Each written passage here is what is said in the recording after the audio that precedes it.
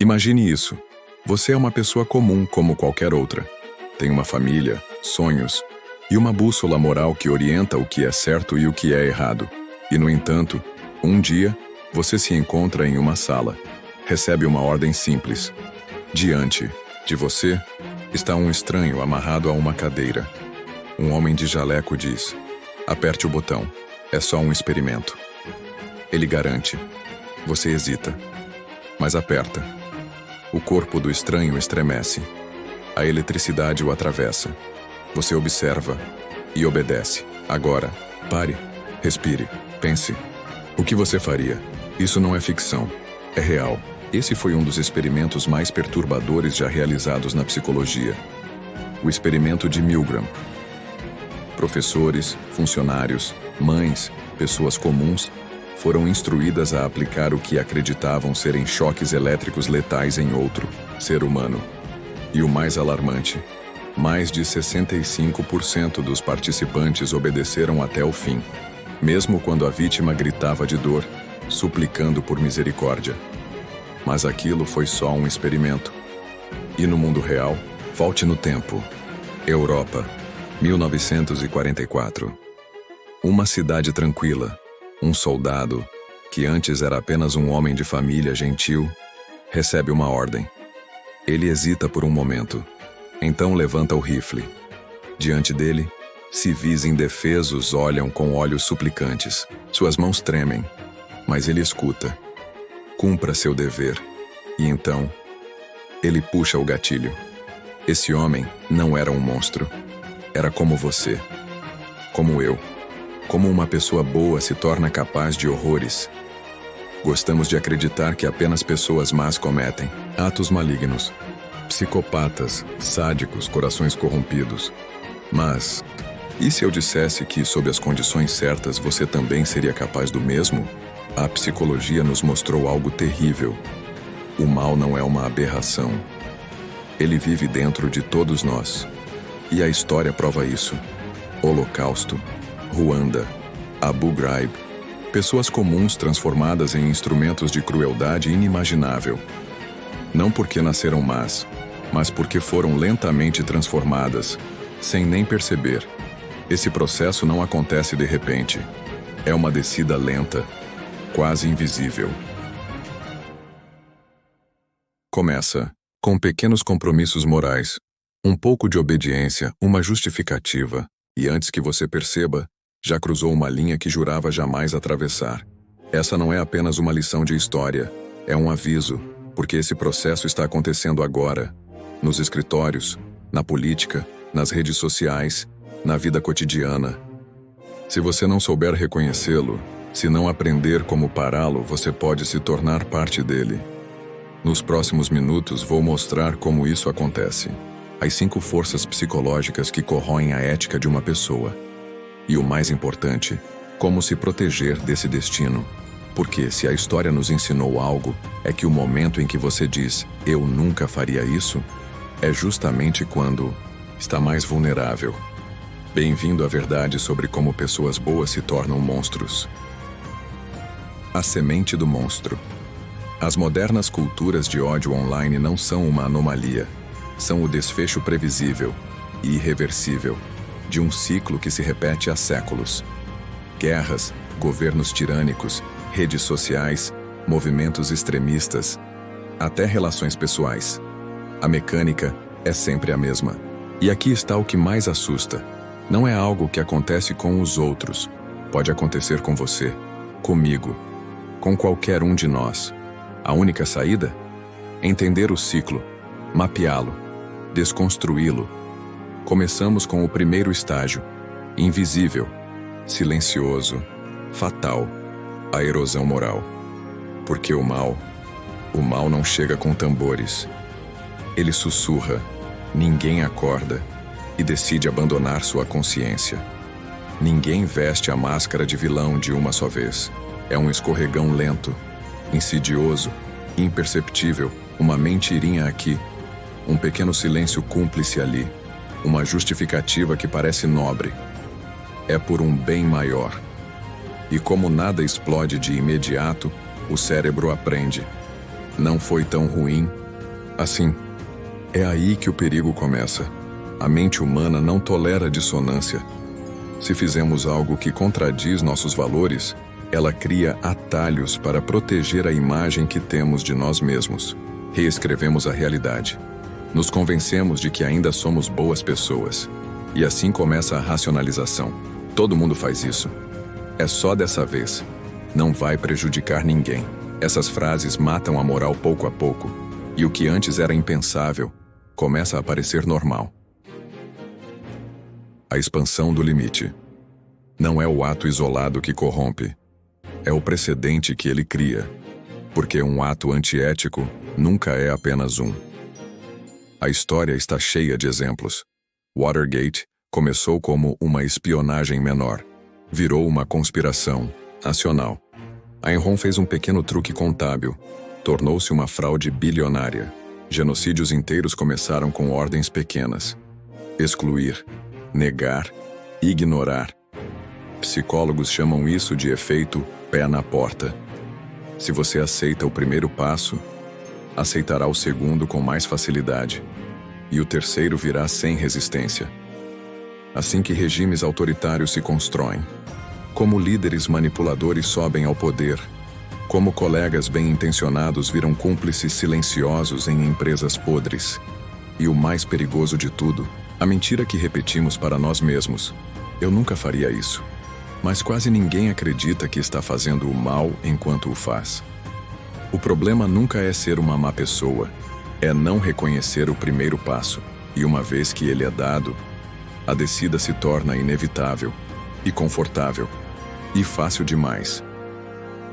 A obediência, que apaga a consciência. Agora chegamos ao segundo estágio do ciclo, a obediência à autoridade. A ilusão de que moralidade pode ser delegada. A maioria acredita que suas decisões vêm de dentro, que seus valores são inquebrantáveis. Mas a história e a psicologia contam outra versão. Sob certas condições, mesmo pessoas boas cometem atrocidades. E o mais perturbador, acham que estão fazendo a coisa certa. Esse é o poder da obediência. Ela dissolve a responsabilidade pessoal, apaga a culpa, transforma seres humanos em engrenagens obedientes e letais. O experimento. Em 1961, o psicólogo Stanley Milgram fez um teste. Ele queria saber até onde alguém iria machucar outro ser humano apenas por obedecer ordens. O cenário. Participantes acreditavam que estavam ajudando num experimento de aprendizado. A cada erro de um aluno, um ator, eles deveriam aplicar choques elétricos crescentes. O ator gritava, implorava. Depois, silêncio. E mesmo assim, 65% continuaram até o choque final, 450 volts. Por quê? Porque um homem de jaleco branco, símbolo de autoridade, dizia: o experimento exige que você continue. Eles não eram monstros, eram pessoas comuns, como eu, como você. E essa é a parte mais sombria. Milgram não estava testando indivíduos, estava revelando o que move a história. Ordens acima da moral. A desculpa mais usada em tribunais da barbárie. Eu só estava obedecendo ordens. Guardas de campos de concentração, soldados no Vietnã, funcionários em escândalos financeiros. Todos obedeciam. Todos transferiam a culpa. É a armadilha mais mortal da mente humana. Acreditar que seguir ordens nos absolve da responsabilidade, mas não absolve. A consciência não pode ser terceirizada. E os maiores horrores da humanidade foram cometidos não por psicopatas, mas por aqueles que se recusaram a dizer não. A descida continua. Se no início bastava um comando externo, agora basta um papel. Em 1971, um experimento simples, uma prisão simulada, um jogo inofensivo, revelou a face sombria da obediência.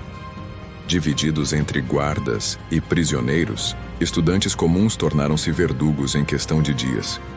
Humilhar, abusar, submeter, não por ordens, mas porque internalizaram a autoridade. Assumiram o papel, e o papel os consumiu. O Dr. Zimbardo, criador do experimento, disse depois: a maioria de nós pode se transformar profundamente quando capturado no cadinho das forças sociais. E é esse o ponto crucial. Ninguém se reconhece no monstro que se torna. Ninguém acredita que apertaria o botão que torturaria outro ser humano. E, no entanto, quase todos o fizeram. A obediência não exige maldade, apenas condicionamento. Desde crianças, somos ensinados a obedecer. Pais, professores, chefes, juízes, generais. Respeitar a autoridade é uma virtude, até que se torna uma arma. E quando a ordem chega, a reação instintiva não é resistir, é conformar-se. Não porque somos fracos, mas porque fomos treinados para isso. Resistir exige algo raro: consciência moral ativa. Capacidade de parar e perguntar: se ninguém me mandasse, ainda assim eu faria isso? Se a história assistisse, eu me sentiria íntegro? Obediência sem consciência não é lealdade, é rendição. E quando essa rendição se alia a um grupo, a escuridão se multiplica. Somos criaturas sociais, famílias, tribos, nações, torcidas, partidos, seitas. Pertencer nos dá identidade, mas também um inimigo. A armadilha de nós contra eles não é apenas política, é ancestral. Basta um pequeno grupo, uma divisão qualquer, cor, credo, língua, ideologia, e a empatia evapora. Henry Tadfel provou isso em laboratório. Grupos formados ao acaso por uma simples moeda já exibiam favoritismo cego. Já estavam dispostos a prejudicar os outros mesmo sem nenhum ganho. Imagine então quando a divisão é real. Raça, religião, nação. A história sabe como isso termina. Rótulos viram armas, e pessoas viram vermes. Ratos, diziam os nazistas. Baratas, gritavam em Ruanda. Selvagens, sussurravam os traficantes. E uma vez desumanizado, o outro pode ser caçado. É sempre o mesmo padrão. Distorça a imagem, apague a individualidade, justifique a punição, execute. Genocídios não são cometidos por psicopatas, mas por pais de família, vizinhos, balconistas, cidadãos comuns que achavam estar protegendo os seus. No Holocausto, milhões colaboraram com a máquina de extermínio. Não eram monstros, eram obedientes. Em Ruanda, 800 mil morreram em 100 dias. Não por soldados, mas pelas mãos de cidadãos. A lógica era simples. Eles não são mais como nós. E isso ainda está acontecendo. Hoje, o campo de batalha é digital. Grupos rivais, partidos políticos, influencers e hashtags. A moralidade cede à performance. A empatia some atrás de um avatar. Os outros não têm rosto, são idiotas, traidores, insetos a serem esmagados pela fúria coletiva. A cultura do cancelamento não é justiça, é o novo linchamento. E a cada clique, a humanidade se desfaz um pouco mais. Mas há uma saída, um gesto de lucidez. Quando você começar a odiar um grupo inteiro, pare, pergunte: quem está se beneficiando com essa divisão? Veja pessoas, não rótulos. Indivíduos, não arquétipos. Porque toda vez que deixamos de ver um ser humano como humano, nós nos tornamos o que mais tememos. E o mais terrível, nenhum vilão da história se via como vilão. Todos acreditavam servir a algo maior. Essa é a arma final, a autojustificação. A mente não suporta ser má, então ela se reinventa como mártir. O mal raramente se apresenta como mal. Ele veste a máscara da virtude e fala com a voz da razão. Quando uma pessoa traz sua própria consciência, ela não sente o impacto imediatamente. O que sente é um leve desconforto, uma pequena tensão entre o que fez e quem acredita ser. Esse atrito é chamado de dissonância cognitiva, e o cérebro odeia essa sensação. Diante dessa colisão entre moral e ação, há dois caminhos: aceitar a falha ou ressignificá-la. Aceitar o erro exige humildade, dor, transformação. Mas ressignificar é fácil. Basta mentir para si mesmo. Não foi tão ruim, todo mundo faz isso. Era por um bem maior. É assim que a verdade morre, não assassinada por um inimigo, mas sufocada pelas mãos do próprio ego. Quanto mais alguém justifica o injustificável, mais a sua bússola moral se curva em direção ao abismo. Crimes são renomeados como sacrifícios. Ódio se disfarça de justiça. Guerras tornam-se cruzadas. Assassinatos, limpezas necessárias, censura, proteção. E a tirania se chama segurança nacional. Ideologias se transformam em absolvições automáticas. O fanático já não precisa questionar seus atos porque acredita lutar por algo puro. E uma vez que acredita nisso, qualquer meio torna-se aceitável. Mesmo quando a história registra o horror, eles não se enxergam como vilões. O cérebro já reescreveu o script. Eles são heróis, aos próprios olhos. E esse é o perigo mais silencioso. O monstro que acredita estar fazendo o bem. Mas a autojustificação não é exclusividade dos poderosos. Ela vive em nós. Na cola roubada.